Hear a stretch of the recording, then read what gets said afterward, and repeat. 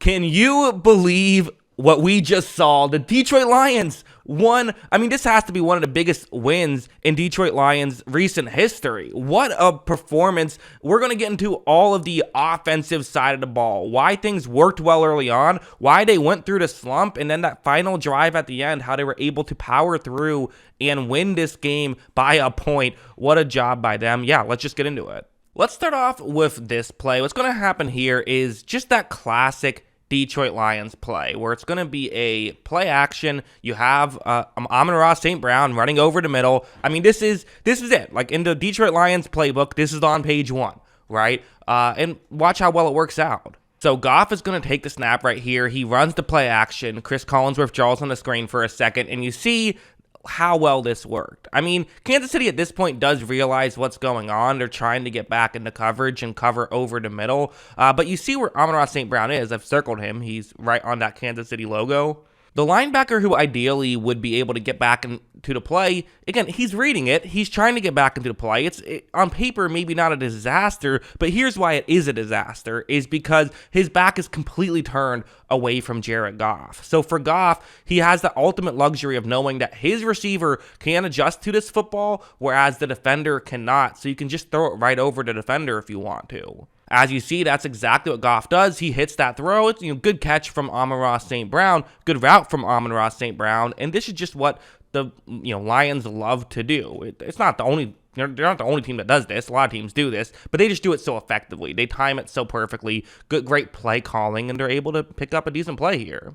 Also, how when they were able to move the ball early on, this is how they were able to do it, even with just the 7 points in the first half. I thought they were, still moving the ball effectively and, winning pretty consistently. And a lot of what they were doing is, Kansas City, I thought it was probably the right strategy of go with these heavy blitzes, or not even heavy blitzes, but just blitz, try to create confusion as, the biggest mismatch in this game probably for you is you don't have a great defensive line without Chris Jones going up against debatably the best offensive line in football. Do this, and hey, one of the things that the Lions love to do is that last play that I just talked about. Run play action, get guys out of position in zone coverage. Well, if your linebackers are just playing man or rushing the passer, you don't have to worry about them getting out of position due to a play action. Doesn't matter. That's, they won't get out of position that way. So because of that, all you have to do now is have your guys win on the outside. The issue, they weren't doing it consistently early on.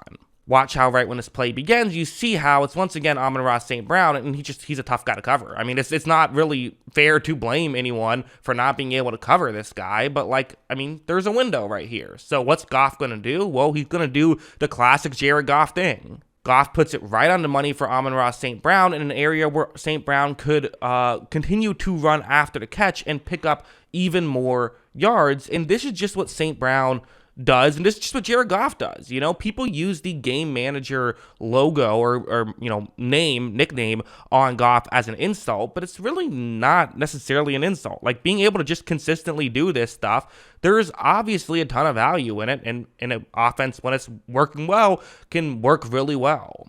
This play is going to be another example of, pretty much the same thing. It's going to be a very similar play concept. This time it's not Amon-Ra St. Brown, though, because again, other guys do have to step up, and that's something that we've talked about with Detroit is, heading into this season, they, who else do they have? They have a lot of solid players, a lot of solid role players, but can they consistently win on the outside like they need someone to do here? This is tight end Sam Laporta working on the outside, and watch what he's going to do on this play. Right off the bat, he's going to use contact to get off of Trent McDuffie, who's a good player, and generate a ton of space. Hey, if you have that size difference, use it, get well off him like he did. Again, Goff not going to miss that kind of open window. They're able to make the throw and pick up a decent chunk play. So definitely something to get you optimistic there if you're a Detroit Lions fan of him being, of just that being able to happen. And these are the kind of things that you definitely want to hopefully continue to see. Honestly, I thought a lot of what went wrong when things were going wrong were stuff like this, which is, it's such a simple thing, but these are the kind of things you have to hit, which is, it's just a screen pass. It's, really couldn't be more simple. And it makes sense. It's a smart play call here. As it's a 3rd down and 3, you have a receiver run out and,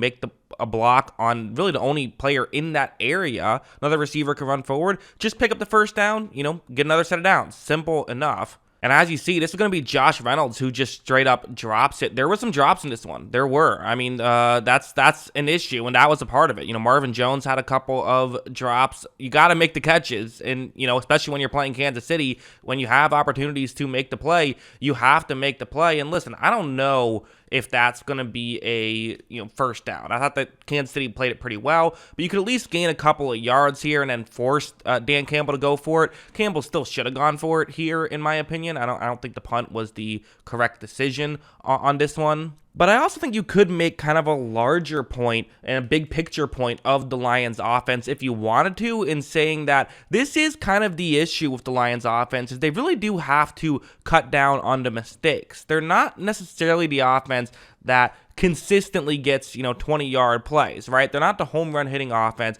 that the Chiefs are. They're much more of a high batting average and then turn that into home run style offense, but they need to have a steady rhythm to get those home runs. And if you can't get the steady rhythm, if you make these mistakes, it's just gonna make your offense look so much worse. And there were also just moments of good defense, like this play. This is a classic example of what they were able to do, what the Chiefs were able to do in this one, which is, so they're going to have L'Jarius Sneed on the outside rush to passer, right? As I mentioned earlier, a lot of these creative blitzes, setting pressure in unique ways. And okay, if you're going to do that, there's the obvious benefit of it can create pressure. There's also the obvious downside of you're now in a situation where debatably your best defensive player in this game, or at least I guess I should say best secondary player, because Bolton's probably the best player, but one of your best players is now not doing what he's good at. He is going to be rushing the passer instead. Not to say that he's not good at that, but you know what I mean.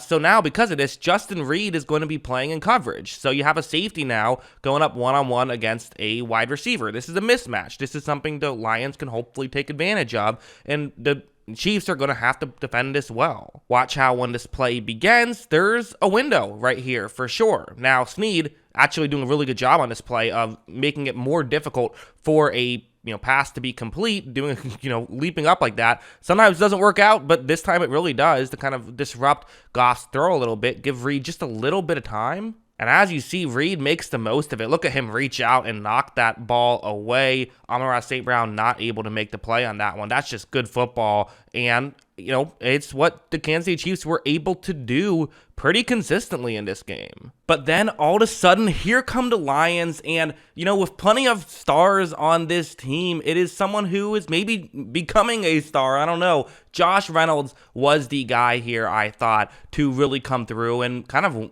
win them the game, essentially. Right here, it's, we talked about, someone has to win their one-on-one matchup. They weren't doing it consistently enough early on, but he was the guy who finally got it done. First, this play. Watch as Goff's going to take the snap, and there's pressure off the edge. He nearly gets hit, and it looked like it even affected the throw a little bit, but you see how open Reynolds is right here. Because of this throw is made and they're able to get a completion there. And then a little bit later on, you would have this one, which is, again, it's going to be a one-on-one matchup with Reynolds. And watch as you see, Goff, again, going to take the snap. And you look at just how open Reynolds is when he gets the football right here. I mean, this is just him being able to win and to make something happen. And, oh, yeah, the play isn't done yet. As you see, Reynolds does great work after the catch. That was a touchdown drive, and that's what did it. I mean, that was, they had that initial touchdown drive early in the game. This was their only other scoring drive, and it was largely, on the backs of Reynolds. So, listen, you can take this game in two different ways. On one hand, yeah, they got lucky. There's no denying it. That pick six, the Kadarius Toney million drops, that definitely had a role. At the same time, though, I don't know. Luck's a part of the game, and sometimes things go your way. At the end of the day, they had some drops of their own as well. That they went both ways, and the Lions were able to capitalize on the Chiefs' mistakes better than the defending champs were on their own mistakes. So, what a win for the Lions. Let me know what you think in the comments below. Always love hearing from you. And of course, as always, thanks for watching.